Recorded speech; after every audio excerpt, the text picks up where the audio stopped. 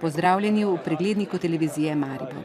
Za nami je živahen teden, ki ga je po svoje najbolj zaznamoval pregled dogajanja v 100 dneh županovanja Andreja Fištravca.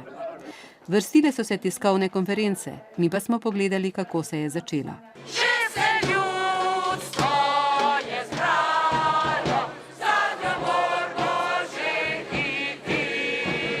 In ljudstvo, bolje rečeno le del njega, je na presenečenje vseh izbralo že v prvem krogu. Samo tretjina volilnih upravičencev ali borih 30 000 ljudi je odločalo, kdo bo vodil mesto, ki ga pesti nadpovprečna skoraj 18% brezposelnost, klientelizem in korupcija. Jaz računam, da bo vzel za res duha vstajnikov in da bo ta prelom z političnimi elitami tudi uresničil.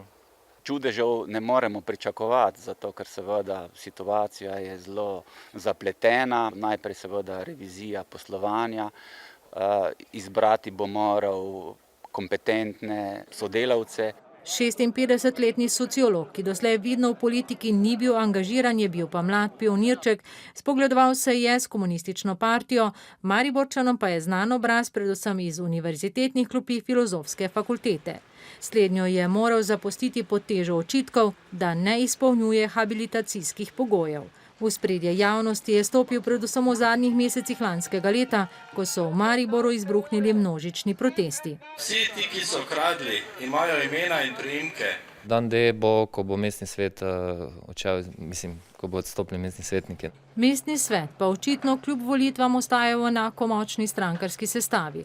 4 odstopljene svetnike SD so namreč nadomestili spet 4 iz vrst SD-ja. Le da novi obrazi.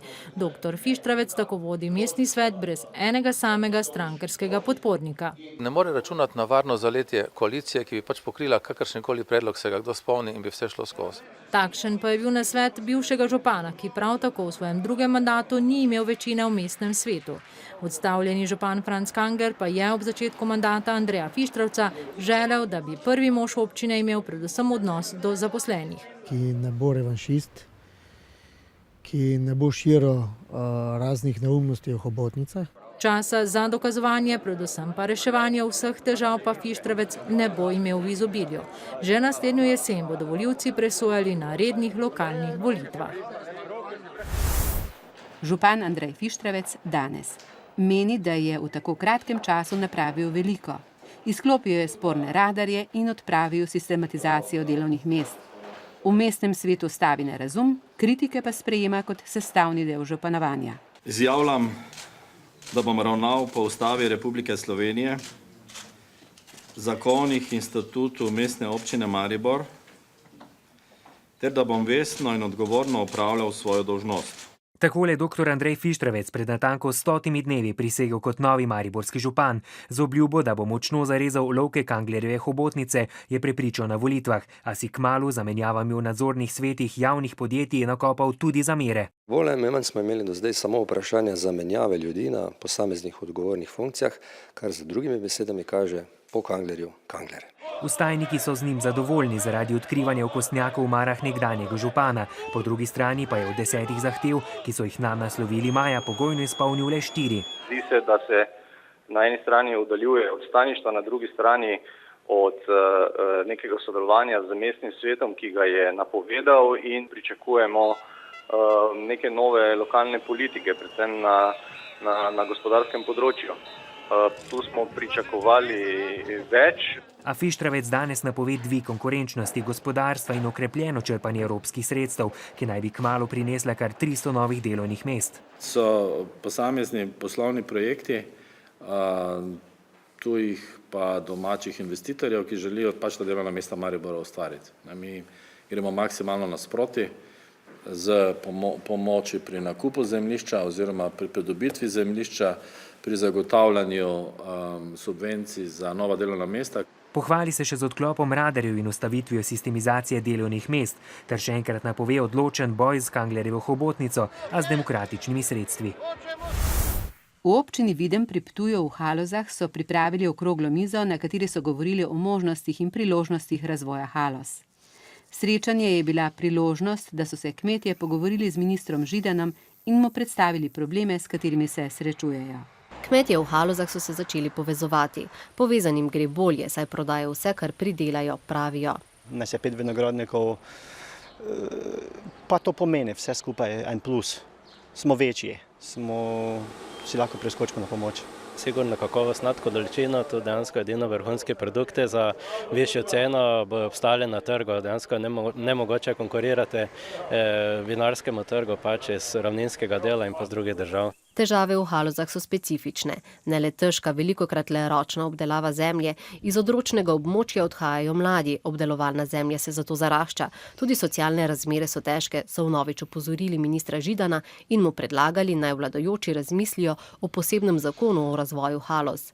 Temelj razvoja tega področja pa je ustrezna infrastruktura, tako župani. Narejen ogromen napredek naprej, to prav gotovo, vendar je bil zaostanek tako velik, da smo še vedno v zaostanku.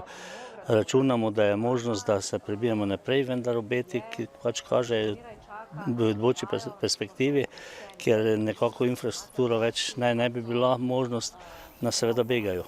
Odločanje o tem, katere dejavnosti bodo v Halozah razvijali, bo kmetijsko ministrstvo prepustilo domačinom. Regije in podregije naj same povedo, kje je tisti projekt, ali pa mogoče 2 ali pa maksimalno 3, ki če se uresničijo, prinesejo hiter napredek posamezne regije ali podregije. Temeljit premislek in dobra priprava projektov sta zato nujna, še opozarja minister.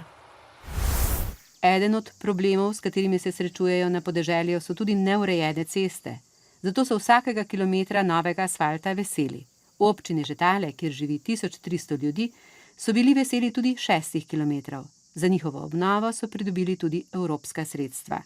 Županom se sprehodimo po cesti, ki je bolj podobna kolovozu in je pozimi velikokrat neprevozna. Župan priznava, cesta prihaja vsaj 20 let prepozno, tudi zato, ker so kraji odrezani od sveta, so se mladi v preteklosti odseljevali. Gledamo, vse zaraslo, pomoči ni nekakšne. Edino zdaj smo čakali, to je par let, ko bomo dobili asfalt. In to je katastrofa, to je dež, samo lukje so. Na teh haloških gričih vztraja tudi družina Medved, ki se ukvarja s predelavo lesa. Za ohranitev njihove proizvodnje je cestna povezava še toliko nujnejša. Cesta je pogoj, brez katerega si ne znam predstavljati, da bi lahko sploh obratovali. Ker je teren, vidite sami, v hribu malo višje in v zimskem času je to kar velik problem. Še letos naj bi tako uredili dobre 3 kilometre in na to prihodnje leto preostala dobra 2,5 kilometra cest, pri čemer je bila pot do evropskega denarja težka in dolgotrajna. S to cesto v takšni ali drugačni obliki smo se prijavili na razpis 4., 3. na južno mejo, enkrat na razvoj podeželja in 4. smo uspeli. Se bojim, če v naslednji perspektivi ne bo moglo več urejanja ceste, se pa ne bo nobene možnosti za evropski denar, kaj se bo s temi cestami zgodilo. A s tem cestnih žuljev v občini Žetale še ni konec, saj imajo 85 kilometrov javnih poti in lokalnih cest. Od tega ostaja makadamskih še okoli 30 kilometrov. Še dodatnih 10 kilometrov cest pa je potrebnih obnove. Precej večja pridobitev od ceste v Žetalah bo seveda protipoplavni nasip, ki naj bi ga v Dupleku dokončali do leta 2015. Po 8 mesecih, ki so minili od velikih poplav lanskega novembra, se stvari torej vendarle premikajo in vsaj v Dupleku naj bi bili potem bolj varni pred Dravo, kadar ta prestopi bregove. Minister za okolje in kmetijstvo Dejan Židan je z županom Dupleka Mitjo Horvatom podpisal pogodbo o gradnji protipoplavnega nasipa ob reki, ki je pred 8 meseci opustošila številne vasi. Takole pa sta danes, 8 mesecev potem, ko so Duplek z okolico prizadele najhujše poplave doslej, minister za kmetijstvo in dupleški župan vendarle podpisala pogodbo o gradnji protipoplavnega nasipa. Zgradili naj bi ga do leta 2015. To je eden od 2 velikih projektov, drugi je v Savinji. Ta projekt je skupaj vreden 38 milijonov. Jaz verjamem, da te pogodbe, ki smo jih danes podpisali, to je vrednosti 6 milijonov evrov. Ostale pogodbe moramo podpisati v naslednjih tednih in mesecih, bodo povečali varnost našim ljudem. 5 kilometrov nasipa se dotika naše občine od naselij Vurberka, Dvorjane, spodnjega Dupleka, zgornjega Dupleka in nekako res s tem verjamemo, da bomo tisto najhujše stoletne vode varni pred njimi. Na varovalne nasipe so občani opomnili že pred 15 leti, ko so Duplek prvič prizadele katastrofalne poplave. Problem naraščanja podtalnic ostaja, opozarjajo krajani, ki so do protipoplavnega nasipa nezaupljivi. Strugo je treba čistiti, treba je stvari od nje iz struge odpeljati, kajti če je struga polovico zaraščena, je normalno, da bo pri malo večjih vodah poplavljala. In tega se pač ne zgodi. Glede na to, da bo nasip 600 metrov od naše hiše bolj težko, da bi mirno spali, ne? Razen če naredijo ta obrambni zid, ali kako se temu reče, ne? Da bi vse to malo zadržalo vodo. Ne?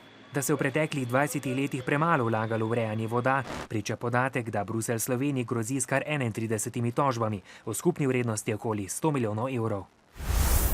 Konec tedna se je iztekla pogodba o ekskluzivnosti nakupa časopisne hiše Večer, ki jo je s pivovarno Laško sklenila avstrijska medijska družba Styria. Avstrijci naj bi lastnike iz Laškega zaprosili za podaljšanje roka še za 3 mesece. Za nakup približno 78% deleža pa se zanimajo tudi zaposleni. Potem, ko je v zadnjih 4 letih prodaja Večera že 2-krat propadla, so se zaposleni odločili, da časopisno hišo odkupijo sami. Odkup je podprlo 110 od skupno 165 zaposlenih, tudi nekaj honorarnih sodelavcev. Vsak od njih bi za kupnino moral odšteti skoraj 20.000 evrov. K nakupu bodo povabili tudi svoje bralce. Ponudbo so na pivovarno Laško že poslali, prihodnji teden se bodo sestali s pooblaščenim prodajalcem, podjetjem KPMG. Očitno postajamo partnerji v tem pogajalskem procesu tudi za prodajalce. Danes se namreč izteče pogodba o ekskluzivnosti nakupa, ki jo je z lastniki podpisala avstrijska Styria in je onemogočala pogajanja z drugimi interesenti. Neuradno je Styria pripravljena za medijsko hišo odšteti 2,5 milijona evrov. Novinarji svoje ponudbe še niso želeli razkriti, denar bodo skušali dobiti pri bankah. Mi si predstavljamo 10-letno obročno odplačevanje, pogajamo se še o tem, kakšna oblika bi naj bila in kdo bi dal garancijo. Medijsko hišo bi upravljali po modelu zadruge, kar je v slovenskem medijskem prostoru novost. V principu zadružništva je to, da je v spredju človek, ne kapital. In vsak zadružnik ima v okviru svojega deleža en glas. Novinarjem Večera tudi želim, da jim to uspe. Mislim pa, da bo to šele prvi korak, težji korak bo tisti, ko bodo morali to hišo seveda tudi upravljati. Morda je to nov način, da se medijski svet reorganizira in da pridemo do nove kvalitete. Poznamo pa vsaj 2 primera, kjer so novinarji družbeniki podjetja. Marca so zaposleni od banke odkupili Gorenjski glas. Podobno so se odločili tudi pri Radiu Triglav. Navdušeni so, da lahko sami odločajo o svoji usodi, a tudi za plače si morajo zaslužiti sami. To pomeni zelo veliko požrtvovalnosti, predanosti in predvsem tega, da postavljamo naše poslanstvo, to pa je informiranje v prvi plan. Razmislek novinarjev, da so pripravljeni v bistvu investirati tudi svoj denar, kaže na zaupanje v to, da so slovenski mediji polni kakovostnih novinarjev, ki lahko dobro delajo in ki se lahko razvijajo. To je pomemben signal. Za komentar smo prosili tudi lastnike Večera, nam niso odgovorili. Poslovnih odločitev na nakupu pa niso želeli komentirati niti v avstrijski Styriji. Pred Pošto Slovenije se odpirajo nove možnosti. Prinesla jih bo pogodba o sodelovanju s Hewlett-Packardom, na podlagi katere boste skupaj razvijala in ponujala storitve računalništva v oblaku. Pošta Slovenije bo tako nadgradila svojo ponudbo z informacijskimi storitvami, ki so uporabnikom na voljo na zahtevo. Hewlett-Packard pa bo zagotavljal znanje, vire in uveljavljanje poslovne prakse z globalnega trga. Z današnjim podpisom pogodbe tako Pošta Slovenija vstopa na nov trg in se vedno bolj oddaljuje od prvotne vloge pošto-logističnega centra, temveč želi biti prisotna tudi kot ponudnik informacijske tehnologije, pri čemer ciljajo na poslovne uporabnike ter javne ustanove v Sloveniji. S tem želijo pridobiti prihodke, ki jih na drugi strani izgubljajo z upadom števila klasičnih pisemskih pošiljk. So pa pri napovedih o potencialnih prihodkih izjemno previdni, vendar pričakujejo postopno rast prihodkov v skladu z razvojem slovenskega trga, ki ga ocenjujejo na okrog 6 milijonov evrov. Ta ocena je, da sedaj predstavlja računalništvo v oblaku približno 11% IT trga, globalnega IT trga. Do leta 2020 bi naj ta trg narastel na približno 27%. We know that 25% of the all IT, as was said, in a few years will be full based on cloud.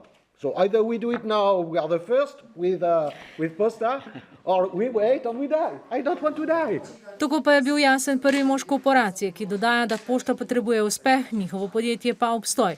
Zato bodo Pošti ponudili znanje, dostop do finančnih trgov, izkušnje in, kar je najpomembnejše, skupaj naj bi nastopili na tujih trgih, pri čemer ciljajo na države jugovzhodne Evrope.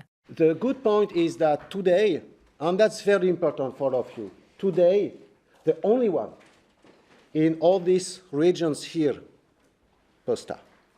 And we go with Posta. Pošta Slovenije naj bi tudi zato, ker že ima dobro razvit informacijski sistem, svoja začetna vlaganja ocenila na okoli 1 milijon evrov. Že v jeseni pa naj bi po današnjih napovedih projekt že obrodil prve sadove, ki jih bodo javno tudi predstavili.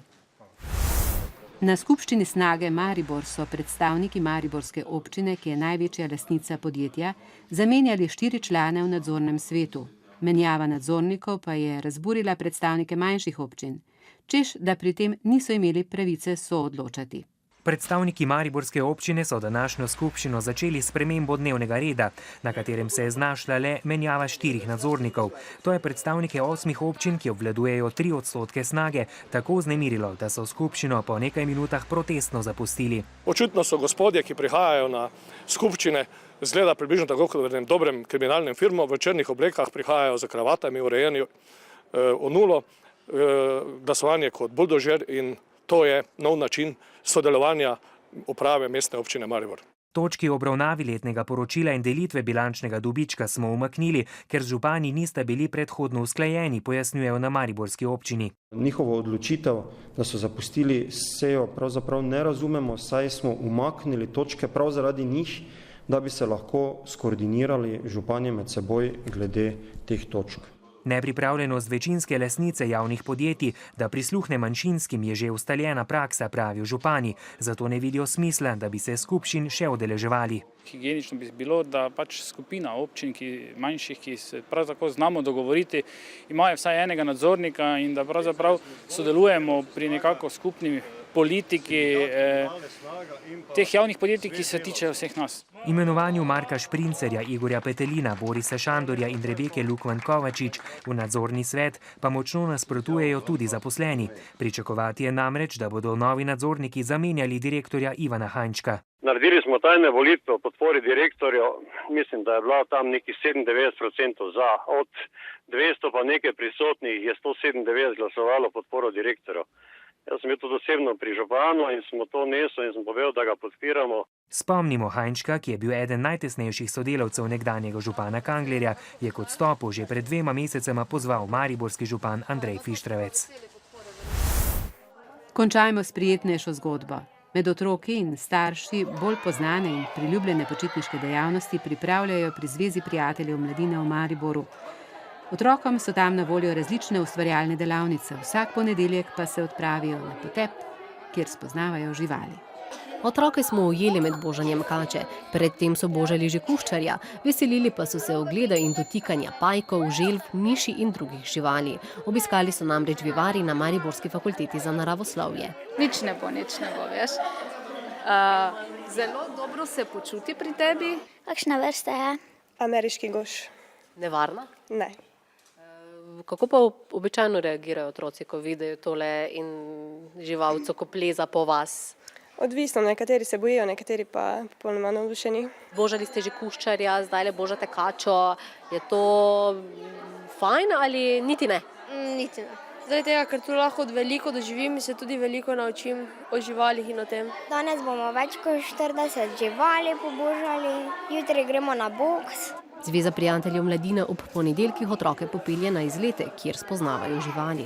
Predvsem pa je namen ta, da se otroci torej strah pred živalmi, ki jih mogoče niso preveč vajeni, recimo mačke in pse imajo doma, kakšnega kuščarja, pajka, kačo pa ne, ni pa razloga, da se teh živali bojimo in to bi radi pri otrokih dosegli, da premagajo ta strah. Danes imajo otroci mogoče malo premalo možnosti, da bi bili v naravi, da bi jo doživljali neposredno. Da otroci uživajo v naravi in spoznavanju živali, potrjujejo tudi številke. Izletov se namreč udeleži že od 40 do 60 otrok.